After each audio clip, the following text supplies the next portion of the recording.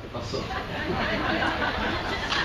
O sea, como que, de verdad, le voy a decir, me da risa porque, cuando estuve la semana pasada con ustedes, bueno, yo estaba diciéndole al hermano que me trajo. Yo vengo cada 2 meses, voy por allí, ¿verdad? Y predico a los hermanos, los pastores me invitan. Pero ¿qué pasa? Que me llamó la pastora, ¿verdad? Ya finalizando viernes para ayer sábado, tenía esta situación, entonces yo, bueno, pues yo, ¿verdad? Pues siempre trato de hacer, yo tengo nada más que 2 iglesias a las que yo le acepto cosas de un día para otro. Esta y otra en Bayamón que son amigos míos también. Entonces pues, a mí me da risa yo viendo en el camino porque yo digo, pues sí, como le dije, la semana pasada que va a decir los hermanos, otra vez, ¿sabes? Como que, a mí me da risa, gracias. Que me vean la cara todos los días, pues como que un poquito difícil. Pero vamos para adelante, gloria al Señor. Yo le voy a invitar a que usted abra su Biblia en el libro de Ruth, en el capítulo 1, y vamos a leer los versículos del 1 al 5. Libro de Ruth, capítulo 1, versos del 1 al 5. Amén.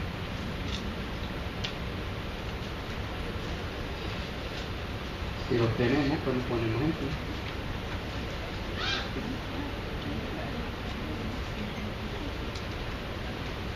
Y leemos la santa palabra del Señor, a la gloria del Dios Padre, Dios Hijo y Dios Espíritu Santo.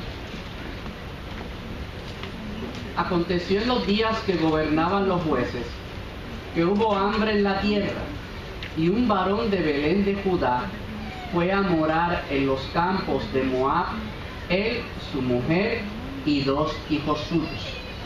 El hombre de aquel varón era Elimelech, y el de su mujer Noemí, y los nombres de sus hijos eran Malón y Kelión, efrateos de Belén de Judá. Llegaron pues a los campos de Moab y se quedaron allí. Y murió Elimelech, marido de Noemí, y quedó ella con sus 2 hijos, los cuales tomaron para sí mujeres moabitas. El nombre de una era Orpa, y el nombre de la otra Ruth, y habitaron allí unos 10 años. Y murieron también los 2, Malón y Kelión, quedando así la mujer desamparada de sus 2 hijos y de su marido. Vamos a hablar hoy sobre el tema instrucciones en tiempos de crisis. Oramos. Todopoderoso Dios, gracias te damos en esta mañana. Te agradecemos tu fidelidad, tu misericordia, tu amor, todo lo bueno y maravilloso que tú eres para con nosotros. Pero te adoramos por quien tú eres, el único y verdadero Dios.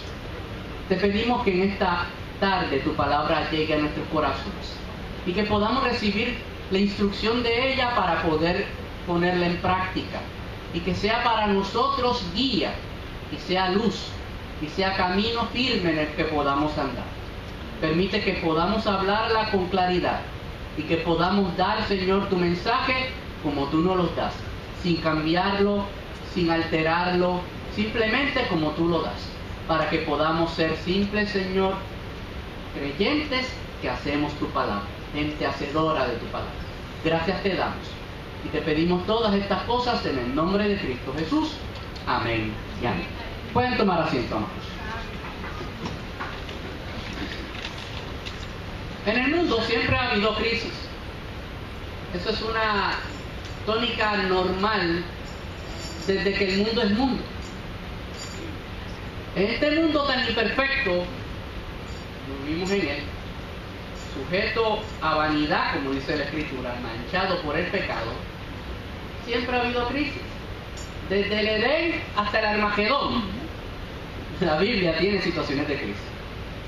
Así que no hay manera de que podamos evitar esa fase en un mundo como el que vivimos.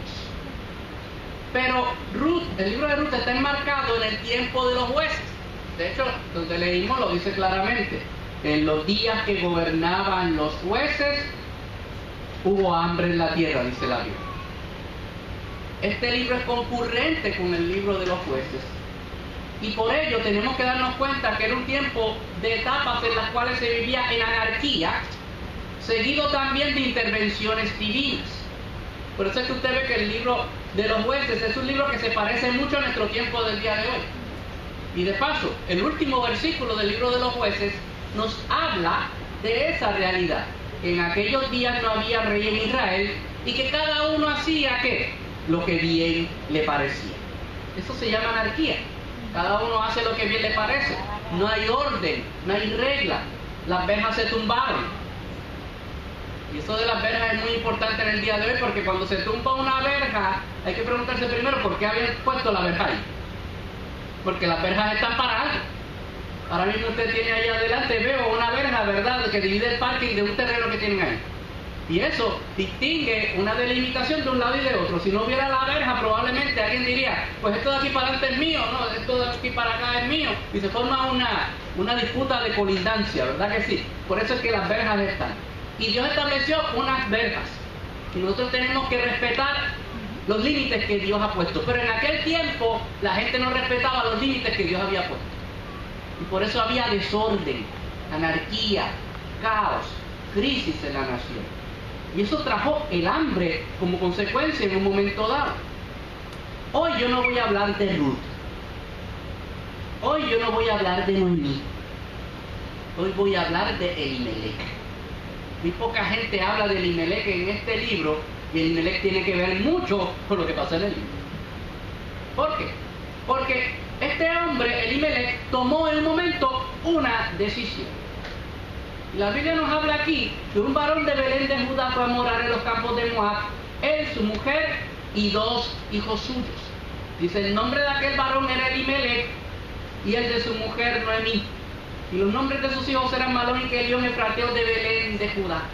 Y dice la Biblia ahí que llegaron a los campos de Moab y se quedaron allí. En tiempos de hambre parecería lógico, parecería una decisión inteligente, usando la razón, el que uno se moviera de un lugar a otro, ¿verdad? Porque si dicen, la cosa está mal en un sitio, pues déjame moverme donde está un poquito mejor. Tiene lógica, es algo inteligente hacerlo de esa manera.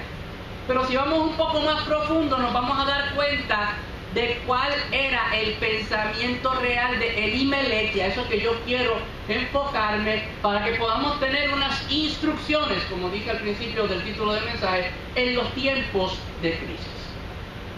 Para comenzar, en los tiempos bíblicos en Israel, la tierra no era como la vemos hoy en día, aunque tenga ciertas similitudes.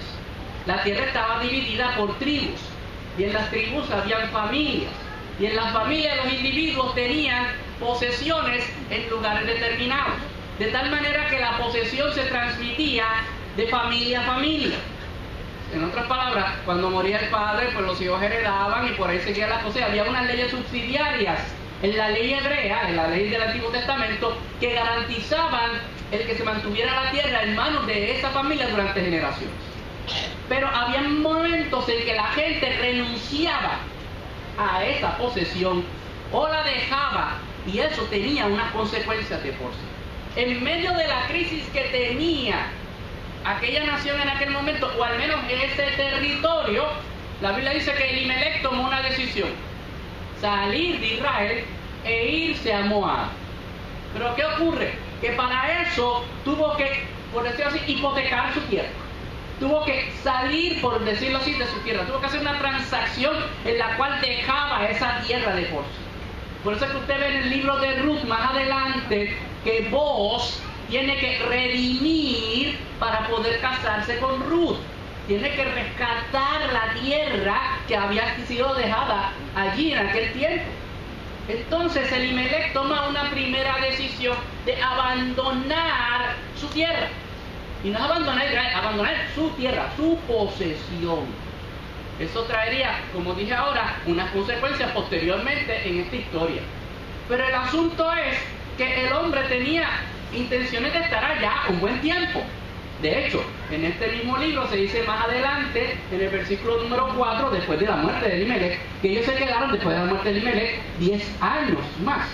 Así que esta gente no fue que estuvieron por allí de paseo 2 semanas a ver cómo estaba la cosa, sino que ellos se fueron y se quedaron un tiempo, y de hecho Noemí con sus 2 hijos se quedaron 10 años más después de la muerte de Elimelech. Ahora, la Biblia nos dice que hay algo aquí, o al menos podemos intuir de la Escritura, que hay un pensamiento detrás de Elimelech que yo quiero que usted se le meta en la cabeza en esta tarde. En primera instancia, la Biblia dice que hubo hambre en la tierra, pero la Biblia no me dice aquí que hubo una gran hambre en la tierra. La Biblia no me dice aquí que todo el mundo se largó de Belén o de la tierra de Israel. No lo dice la Biblia. Dice que Elimelech tomó la decisión de irse. Da a entender de que la crisis era fea, pero no tan fea. Da a entender de que había las cosas estaban malas, pero no estaban tan malas. Porque ahí no dice que hubo un gran éxodo de gente. Fíjense, hubo hambre en la tierra y el varón vino y se fue para los campos de Moab. Eso nos trae el próximo punto. Se fue a Moab, of all places. De todos los lugares que podía haberse largado, se fue a Moab. Y cuando usted ve el historial de Moab en la Biblia, desde sus orígenes, tenía un problema bien serio. Cuando usted ve en el capítulo número 19 del Génesis, y los versículos del 30 al 38, aquí está el origen de Moab, dice la Biblia. Pero Lot subió de Zoar y moró en el monte y sus 2 hijas con él, porque tuvo miedo de quedarse en Zoar y habitó en una cueva él y sus 2 hijas. Entonces la mayor dijo a la menor: nuestro padre es viejo y no queda varón en la tierra, que entre a nosotras conforme a la costumbre de toda la tierra. Ven pues, demos a beber vino a nuestro padre y durmamos con él, y conservaremos de nuestro padre descendencia. Y dieron a beber vino a su padre aquella noche, y entró la mayor y durmió con su padre, mas él no sintió cuando se acostó ella ni cuando se levantó. El día siguiente dijo la mayor a la menor: he aquí yo dormí la noche pasada con mi padre, démosle a beber vino también esta noche, y entra y duerme con él, para que conservemos de nuestro padre descendencia. Y dieron a beber vino a su padre también aquella noche, y se levantó la menor y durmió con él, pero él no echó de ver cuando se acostó ella ni cuando se levantó. Y las 2 hijas de Lot concibieron de su padre, y dio a luz la mayor un hijo, y llamó su nombre Moab, el cual es el padre de los moabitas hasta hoy. La menor también dio a luz un hijo, y llamó su nombre Ben-Ami, el cual es el padre de los amonitas hasta hoy. Así que el origen de Moab, y de paso de Amón, 2 naciones que estuvieron siempre en contra de Israel, viene de Lot, de un incesto. Y entonces usted va y mira en la Escritura y ve que Elimelech toma la decisión de todos los sitios que existían, irse a una nación que tenía un origen de esa especie. Pero no conforme con eso, esta nación también en un momento quiso hacer daño a Israel. Los capítulos 22 y 23 del libro de los Números, no los vamos a leer aquí porque es muy largo. La Biblia nos dice que esa gente de Moab pagaron a Balaam para maldecir a Israel. Así que los moabitas no tenían un track record muy bonito. Pero para ponerlo un poquito más en evidencia, el propio Señor le había dado orden al pueblo de Israel con respecto a Moab. Capítulo 23 del libro de Deuteronomio, versículos del 3 hasta el número 6. No entrará amonita ni moabita en la congregación de Jehová, ni hasta la 10ª generación de ellos. No entrarán en la congregación de Jehová para siempre, por cuanto no salieron a recibir con pan y agua el camino cuando salisteis de Egipto, y porque alquilaron contra ti a Balaam hijo de Beor de Petor en Mesopotamia para maldecirte. Mas no quiso Jehová tu Dios oír a Balaam, y Jehová tu Dios te convirtió la maldición en bendición, porque Jehová tu Dios te amaba. No procurarás la paz de ellos ni su bien en todos los días para siempre. Así que, señores, estamos hablando de una nación a la cual Dios le había dicho: esta nación tiene un problema conmigo, bien serio, así que ustedes ni se junten con ellos, ni se junten. Y vino Elimelech y tomó la decisión de ir para allá. Mire qué cosa terrible, hermano. Cuando usted va buscando en la Escritura y va viendo, pues se fue para Moab, Elimelech se fue a Moab, y se fue a meter a la boca el lobo. Se fue a meter en un lugar el cual Dios le había dicho a la nación: ni se junten con ellos. No les salieron a recibir, les alquilaron profetas para hacerles daño. Ustedes van a ir para allá. No no, jamás ni nunca. Dice ni en la 10ª generación. Bastante fuerte que era esto que estaba diciendo el Señor. Así que en los primeros versos aquí vemos que es una decisión hecha en un tiempo de crisis que nos da unas claves importantes para el día de hoy. Mire a ver esto que yo le voy a decir en este momento, a ver si no es cierto o no. Elimelech realmente tenía algo en su cabeza. Elimelech no tenía contentamiento. Elimelech no tenía contentamiento. Las crisis, hermanos, muestran nuestro nivel de contentamiento. Las crisis muestran nuestro nivel de contentamiento. Hasta dónde nosotros aguantamos y podemos tolerar y soportar. Yo no sé cómo están las cosas acá. ¿Aquí hay racionamiento de agua? No, todavía no. Felicidades. Pero en Bayamón hay racionamiento seca. Y allí están probando cuál es el nivel de contentamiento de la gente. ¿Sabes por qué? Porque cuando la gente se baña, o se bañaba, o como quiera, o cuando da luz al agua, aquello era como si bañara un elefante. Tú sabes que para bañar un elefante necesita bastante agua, porque son grandecitos. ¿Verdad? Yo digo que en casa, el más chiquito de casa, el nene chiquito, a veces se metía en el baño y eso era rápido, echando, y porque están bañando un elefante, si era así chiquito. ¿Verdad? Y gasta agua. Ahora es con un galoncito con 2 padrinos, como se llama, ¿verdad? El envase. Y con 2 padrinos te tienes que bañar, ¿ok? Uno para enjuagarte y el otro para los demás. ¿Sabes? Tienes que dosificar el agua. Y tienes que estar contento con ese baño. ¿Verdad? Tienes que estar contento con ese.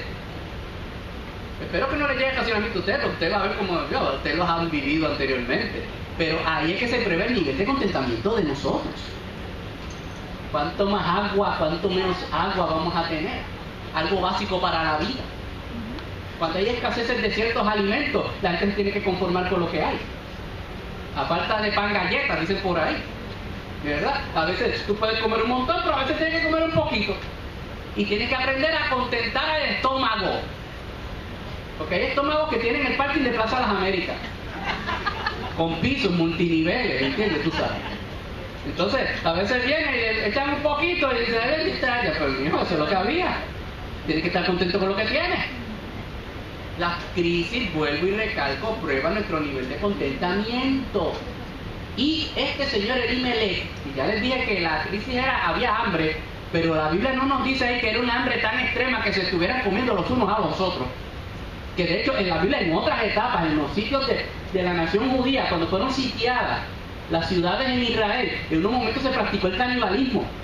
Usted ve unas escenas en la Biblia que son terribles, que al rey le dicen en un momento dado, mira rey, aquí tengo un problema porque le dije a mi vecina que comiéramos su hijo y nos lo comíamos el otro. O sea, habían hecho un intercambio de que un día se comían uno y otro el otro. Y un día se comieron uno, pero el otro después no apareció. Había un revolú y el rey casi se vuelve loco. ¿Por qué? Porque estaban practicando el canibalismo. Esto no era una etapa de esa especie, porque aparece en el libro de Ruth. Así que Elimelech no estaba muy contento con lo que estaba pasando, así que pensó que irse a otro lugar mejor le iba a ir, valga la redundancia, mucho mejor. Pero se está yendo a un sitio que Dios prohibió que hubiera hasta aparentamiento con ellos. Así que el nivel de contentamiento de él no era muy bueno. En segundo lugar, tomó decisiones que fueron irreversibles. ¿Por qué? Porque al entregar la tierra, en aquel momento dado, que después, con el tiempo, con ciertos esfuerzos y métodos que usted ve en el libro de Ruth, se pudo rescatar la tierra, pero fue irremediable para sus hijos. ¿Por qué? Porque sus hijos murieron en la tierra, al otro lado. No pudieron heredar su propia tierra. Sus hijos murieron. Las decisiones que tomó Elimelech afectaron a sus hijos al grado de que cuando ellos mueren, no puede haber un reclamo de la heredad.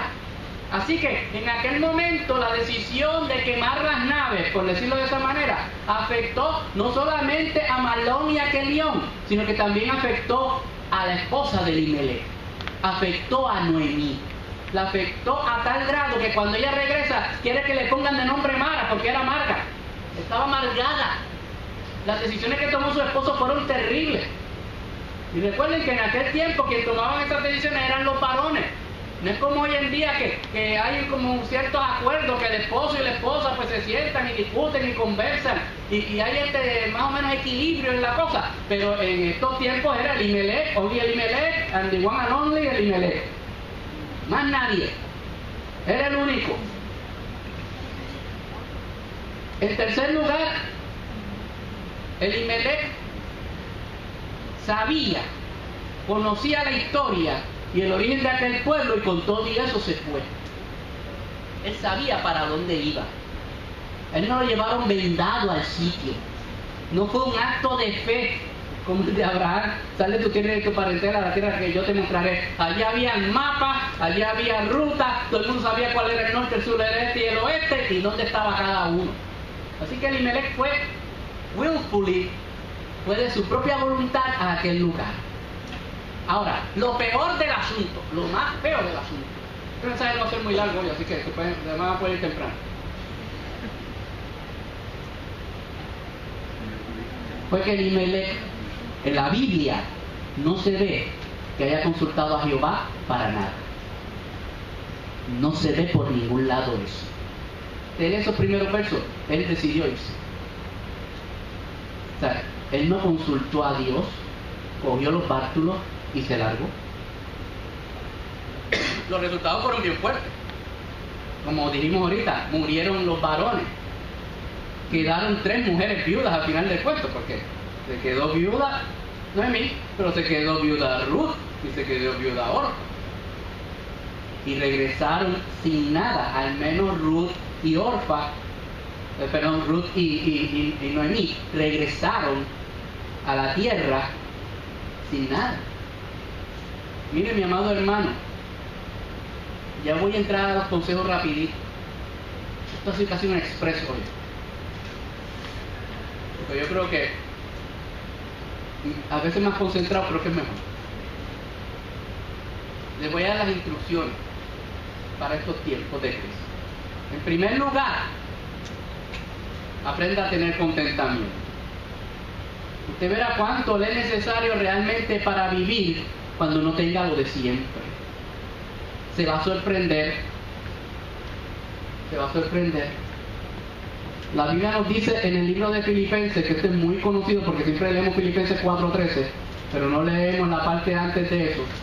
Todo el mundo lee todo por en Cristo que me fortalece, pero nunca lee la parte de arriba. En gran manera me gocé en el Señor de que ya habéis revivido vuestro cuidado de mí, de lo cual también estabais solícitos, pero os faltaba la oportunidad. No lo digo porque tenga escasez, pues he aprendido a contentarme cualquiera que sea mi situación. Sé vivir humildemente y sé tener abundancia. En todo y por todo estoy enseñado, así para estar saciado como para tener hambre, así para tener abundancia como para padecer necesidad. Ahí que viene después todo por el Cristo que me fortalece, que la gente lo agarra simplemente para poder hacer cosas. No, aquí lo que la Biblia dice es para cuando no haya cosas, cuando haya escasez, yo pueda vivir contento en el Señor. Puedo vivir bien cuando hay mucho y puedo vivir bien cuando hay poco. Puedo estar tranquilo con lo mucho y puedo estar tranquilo con lo poco. El problema de muchas personas es que cuando ven la crisis como la vio Elimelech, zapatean y se van corriendo para el primer lugar que encuentren. Ojo, y quiero hacer esta aclaración, la tenía muy en mente antes de empezar. No estoy criticando en ningún modo a ninguna persona que piense irse de este país para cualquier lado. Eso es una decisión personal de cada individuo. Y eso es una decisión de esa persona con el Señor, si es cristiano, sea cual fuere. Yo no me meto en eso. Lo que quiero darle a entender es que los que estamos aquí tenemos que estar bien claros de que las cosas, las crisis siempre han surgido y que tenemos que seguir unas instrucciones bíblicas para vivir de la manera que a Dios agrada. La Biblia nos dice en 1 de Timoteo, en el capítulo número 6, versículos del 6 al 8, lo siguiente: pero gran ganancia es la piedad acompañada de contentamiento. ¿Sabe una cosa, hermano? La manera en la cual yo puedo vivir en contentamiento es viviendo en piedad. ¿Qué quiere decir eso? Que vivir piadosamente es la base del contentamiento. No es el conformismo, no es el quedarme así. No, usted seguirá trabajando, usted seguirá procurando para su familia, usted seguirá haciendo las cosas que tiene que hacer como persona responsable, pero tiene que añadirle el elemento de la piedad. El elemento de la piedad es vivir como dice la Escritura, vivir piadosamente, de una manera que sea ante los ojos de Dios buena y justa. Hoy en día mucha gente con esta crisis empiezan a inventar cosas, empiezan a hacer tramposerías y 20.000 cosas para salir adelante. Usted no tiene que estar haciendo lo que hacen alguna gente para eso. El otro día estaba viendo a mi hijo y, ¿verdad? Debe poner de esta manera, pues estábamos sacando algo de la beca universitaria y resulta, puedo decir esto porque a mí no me da vergüenza decir esto, que no cualifica, ¿verdad? Mi esposa y yo ganamos lo suficiente como para que él no cualifique. Y entonces la gente viene a decirle, pero mira, ponte tú solo, ponte aquí o hazte acá. Y ¿sabes? Esos pericuetos que la gente hace, que ponen al gato, al perro, todas esas piruetas económicas que la gente hace para salir bien. Y miren, mi amado hermano, hay cosas que son legales, hay cosas que no son morales. Y hay cosas que son ilegales y que son inmorales. Y a nosotros Dios nos enseñó a ser legales y a ser morales. Y aunque no podemos hacer una cosa por acá, Dios nos suplirá para hacer otras cosas por el lado que Él entienda más propio. Dios no es un Dios que se desentienda de sus hijos. Dios siempre toma cuidado de sus hijos. Pero muchas personas a veces empiezan a hacer decisiones impropias. Ahora, déjenme terminar de leer esto, que no lo he terminado de leer. Porque nada hemos traído a este mundo y sin duda nada podremos sacar. Así que teniendo sustento y abrigo, estemos contentos con esto. Fíjate lo que dice la Biblia. La Biblia dice que teniendo sustento y abrigo que estemos contentos. El sustento está bien básico, lo que podemos alimentarnos, como nos podamos guarecer y con lo que nos podamos cubrir. Son 3 necesidades básicas de la vida. Cuando hay huracán, la gente se da cuenta de que la otra gente existe. No estoy hablando porque deseo un huracán, yo no deseo ni huracanes, ni terremotos, ni nada, yo no deseo eso. Pero cuando ocurren esas cosas es que la gente se empiezan a mirar. ¿Entiendes? Y si ocurriera una cosa de esta que la gente a veces quiere que ocurra, yo no estoy en ese interés ni en ese deseo. Y yo siempre he hablado de esto. Estos aparatitos se van a poner inoperantes, ¿sabes? Se van a volver inoperantes. Y mucha gente se les va a arreglar el cuello. Sí, mucha gente se les va a arreglar el cuello porque todo el mundo anda así. Ahora todo el mundo anda así. ¿Estás viendo? Yo quisiera hacer tiro práctico para poder sacar un par de pesos a todas las L3 y las C4 que habría que hacer.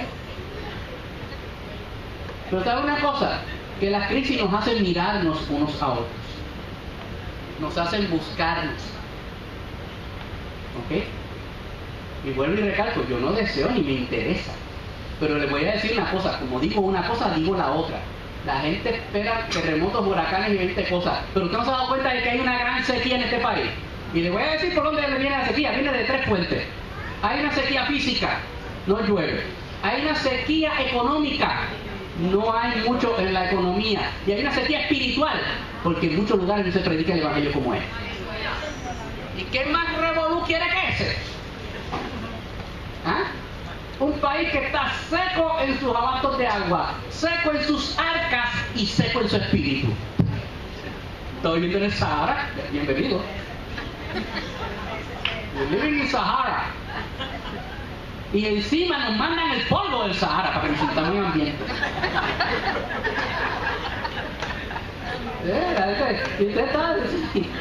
Usted está como el sapito que le están cocinando poco a poco en el agua y no se da cuenta que se está calentando. Y cuando venga a ver, está hecho anca de rana. Sí, hermano. Esto es poco a poco. Nos están subiendo la temperatura y no nos damos cuenta. Pero mire, mi hermano, como le dije ahorita, en tiempos de crisis, número 1, tenga contentamiento.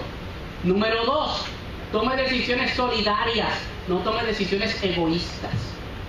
Elimelech pensó que tomó una decisión al bien de su familia. Probablemente la tomó en su egoísmo.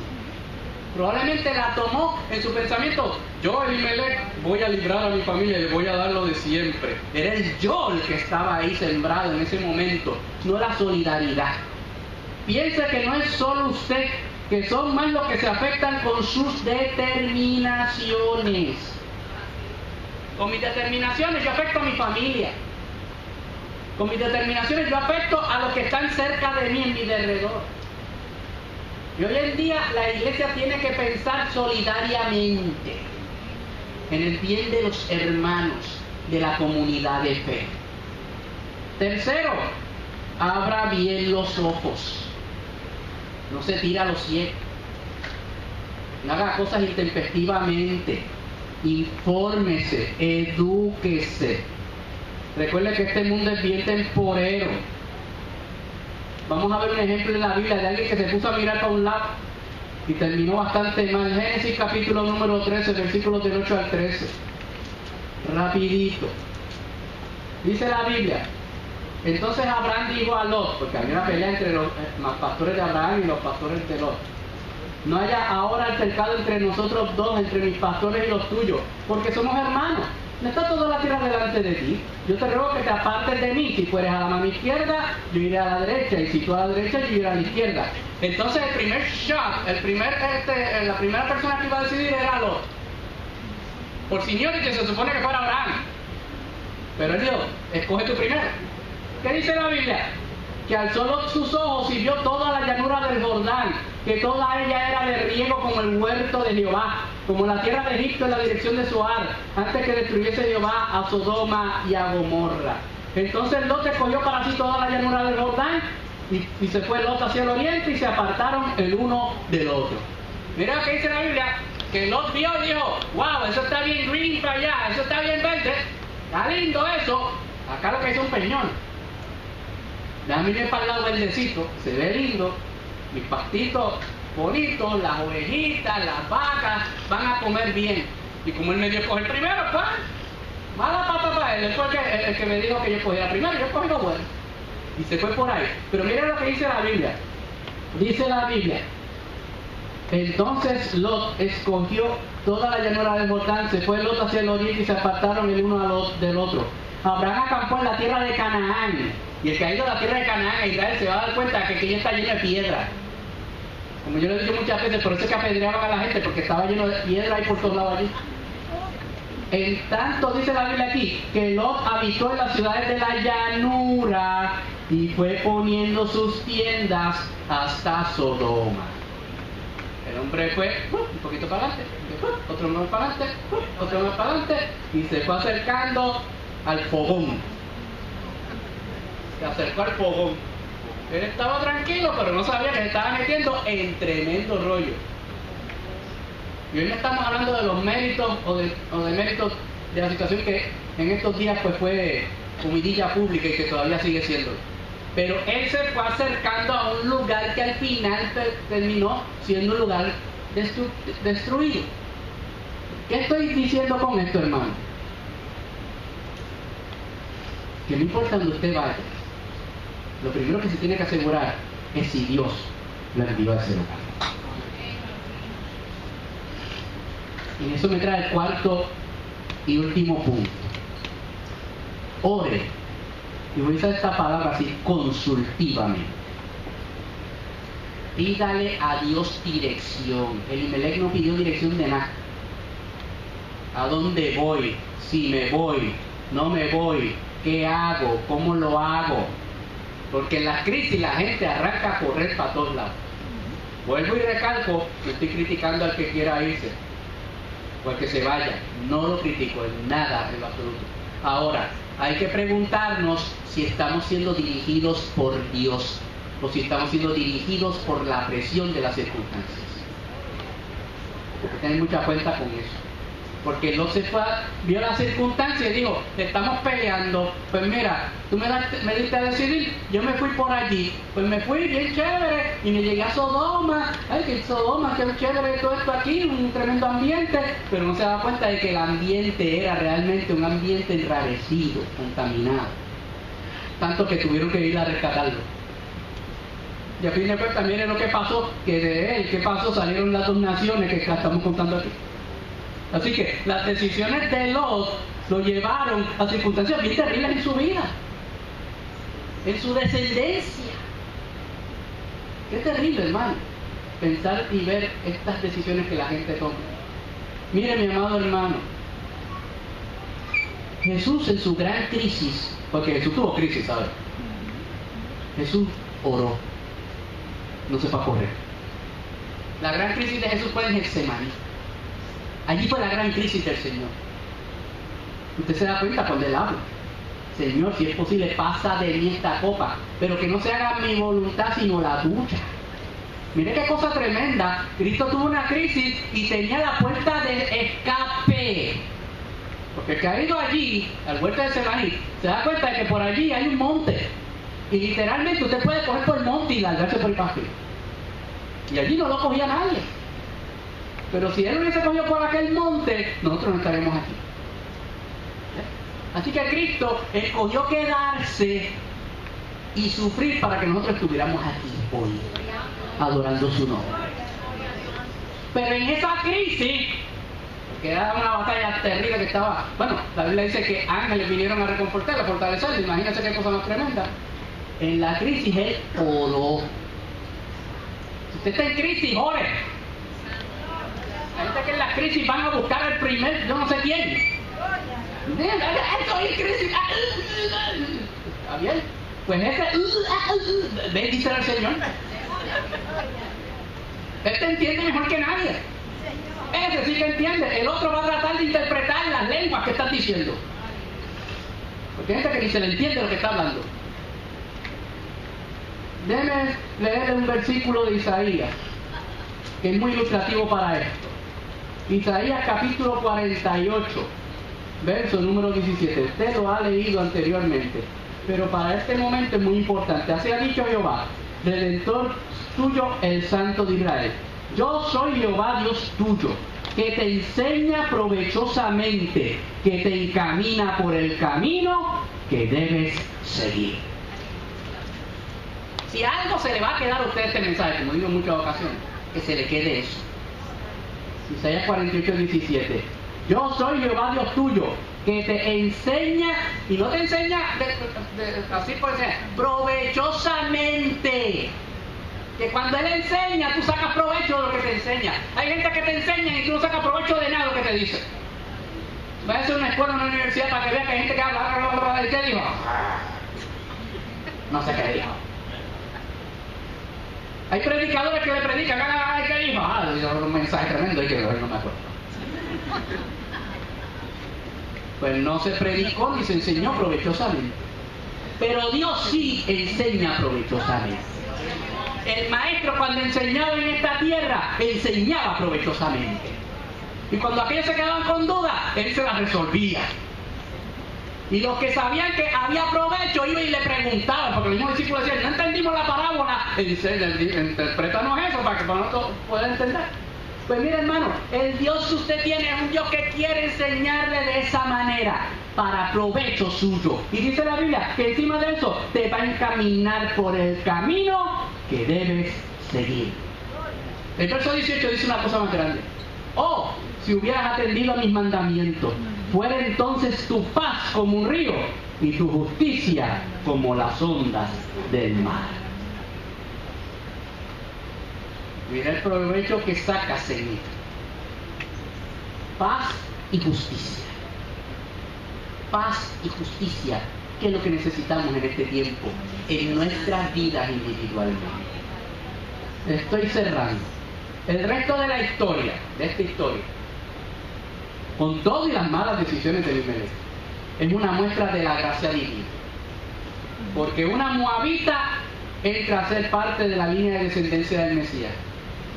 Aunque hubo una mala decisión, Dios la empezó a tornar para un bien. Una familia, una genealogía se empieza a formar.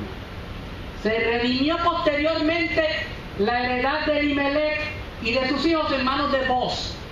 Así que hubo una heredad que fue restaurada. Y en tercer lugar, hubo una fe transformada. Porque Ruth se benefició del error de Elimelech. Ruth se benefició del error de Elimelech de ir para allá. ¿Por qué? Porque ella quiso ir a la tierra de su suegra. Quiso ir a la tierra de su suegro, que se había muerto. Pero ella hizo un switch bien importante. Dijo, tu pueblo será mi pueblo y tu Dios será mi Dios. ¡Qué grande! Cambió a Quemos, un Dios terrible, un Dios falso, pero un Dios terrible en términos de lo que ellos adoraban, por Jehová. ¡Qué transacción tremenda, ¿verdad?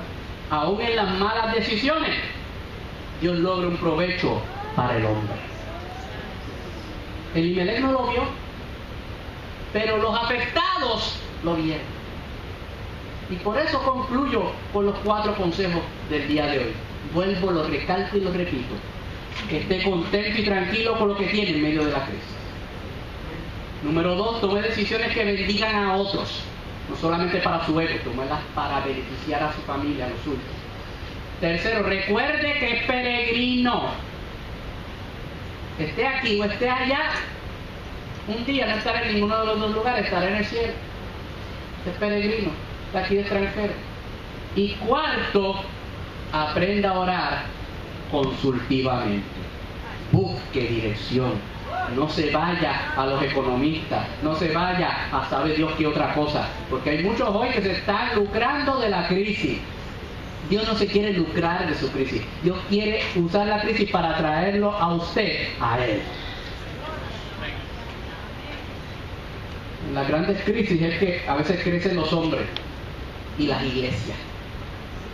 Tomemos esta crisis como una oportunidad de bendición, como una oportunidad de ver la gracia de Dios. Pero no siga el consejo de Elimelech, no siga la ruta de Elimelech.